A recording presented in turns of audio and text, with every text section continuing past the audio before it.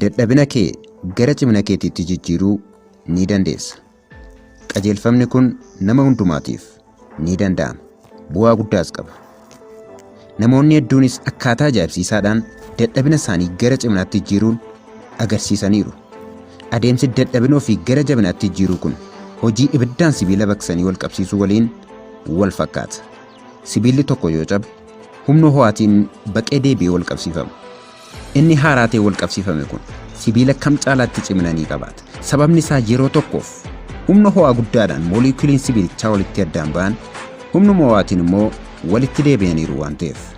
Egaa nama dadhabina isaa beekee yookaan hubatee kallattii kanaan gara ciminaatti jijjiirrachuu barbaaduuf gorsa akkamii laanna? Haala kanaan dadhabinoo fi gara ciminaatti jijjiiruuf adeemsa akkamii deemuu qabna ree? Qajeelfamoonni armaan gadii 5 hojiirra yoo oolaniif jijjiirama bu'uuraa galmeessuu ni danda'u. 1. Dadhabina kee addaan baasii hubadhu. 2. Ciminatti guddachuu barbaaddu addaan baasii hubadhu. 3. Dadhabina kee yommuu ciminaan bakka bu'aa deemu eenyummaa keessa haaraa sammuu kee keessatti boci ilaali. 4. Wanta ta'uu barbaaddu ammaa eegalii shaakali. 5.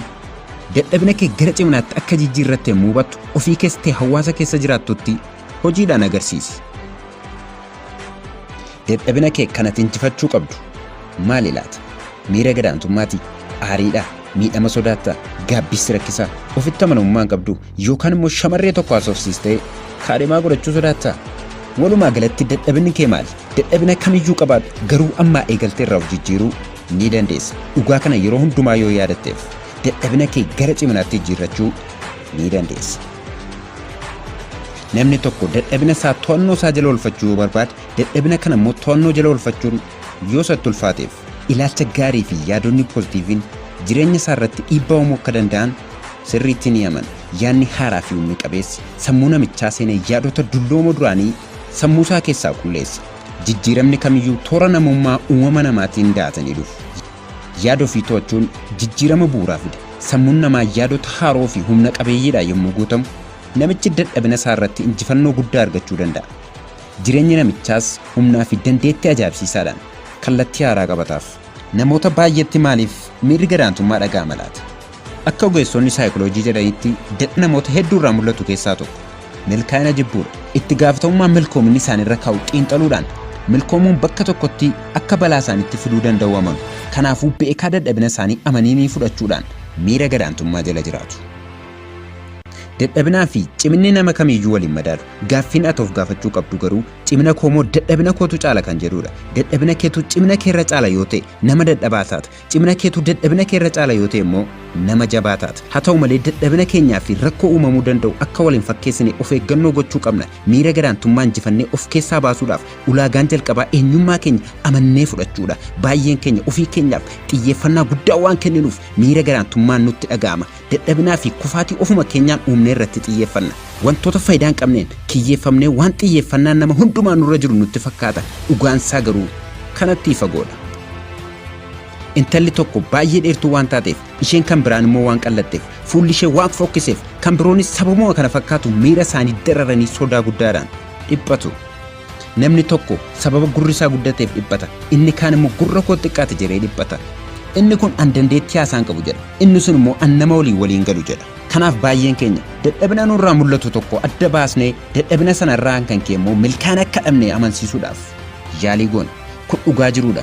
Garuu rakkina keenyaaf furmaata ta'uu hin danda'u. Atis milkaa'aa gammachuu qabeessaa fi nama cimaa ta'uu yoo barbaadde ammas filannoon kan keeti.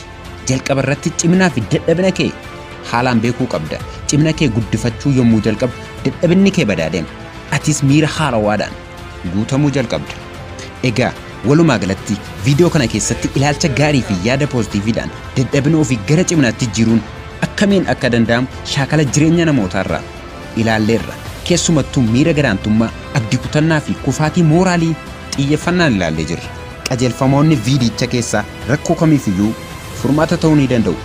Kanaaf rakkoo fi hojii kee qajeelfamoota viidiyoo kanaa keessa galchuudhaan ilaali.